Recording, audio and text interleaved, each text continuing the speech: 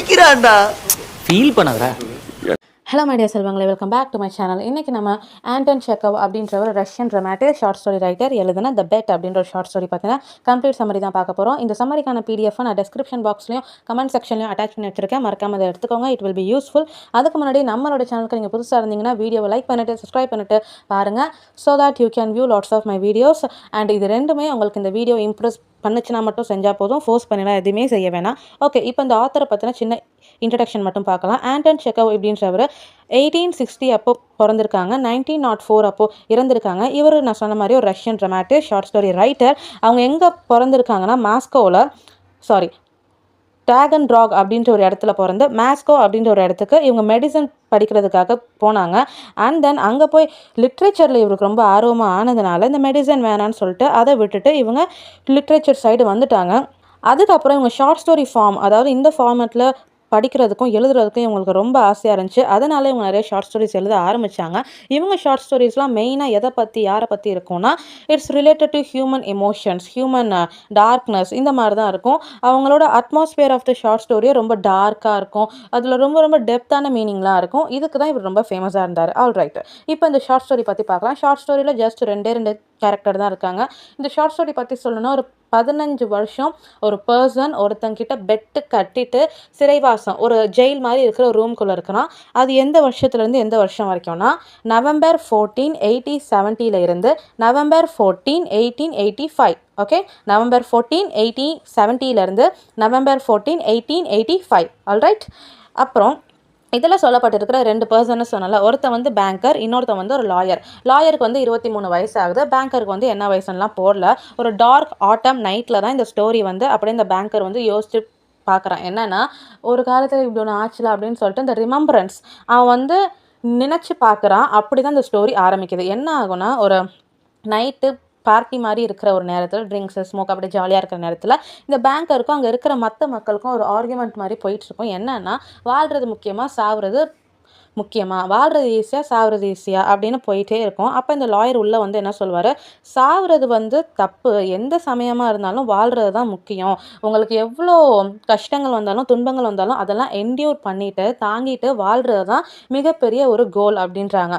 அவர் என்ன சொல்கிறாரு, இந்த மாதிரி சாவுறது முக்கியமாக வாழ்கிறது முக்கியமாக, இதெல்லாம் வந்து இம்மாரலான விஷயம். எது மாரல்னா, என்ன கஷ்டம் இருந்தாலும் வாழணும், அதுதான் ஒரு மாரல் அப்படின்றாங்க.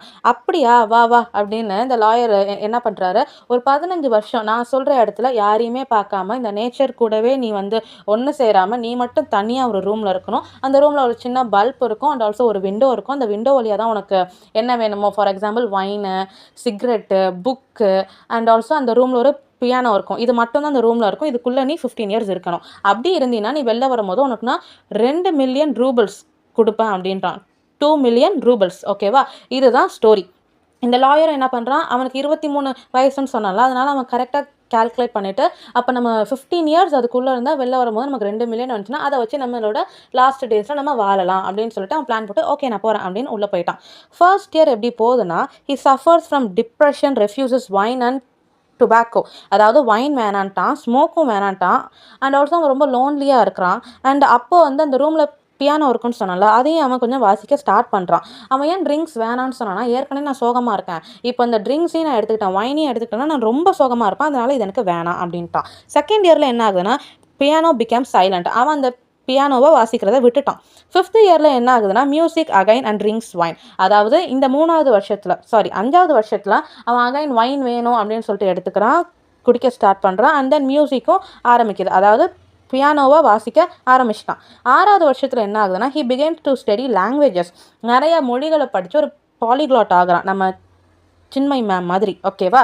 அண்ட் தென் இந்த பேங்கருக்கு 6 லாங்குவேஜில் லெட்டர்ஸ், கடிதங்களை எழுதி அங்கே வச்சிருக்கிறான். வித்தின் 4 இயர்ஸ், 4 வருஷத்துக்குள்ளே என்ன ஆகுதுன்னா 600 புக்குங்க கிட்ட அவன் ஃபுல்லாக படித்து முடிச்சிட்டான். 600 புக்ஸ். ஓகே, இந்த லாஸ்ட் 2 இயர்ஸ், அந்த 15 இயர்ஸில் லாஸ்ட் 2 வருஷம் இருக்கும்ல, 14, 15, அந்த 2 வருஷத்தில் என்ன பண்ணுறான், நேச்சுரல் புக்ஸு, பைரன், ஷேக்ஸ்பியரோட பொயட்ஸு, ட்ராமாஸு, ஃபிக்ஷனு, இந்த மாதிரி ஏகப்பட்ட ஒர்க்ஸை வாங்கி படித்து அவன் வந்து ஒரு பெரிய ஞானி ரேஞ்சுக்கு போயிட்டான். அப்படி ஞானி ரேஞ்சுக்கு போனோடனே அவனுக்கு என்ன தோணுது, காசுன்றது முக்கியமே இல்லையே, நம்ம ஏன் இதை யோசிக்கவே இல்லை, இந்த காசு அதை விட எது முக்கியம்னா வாழ்கிறது தான்.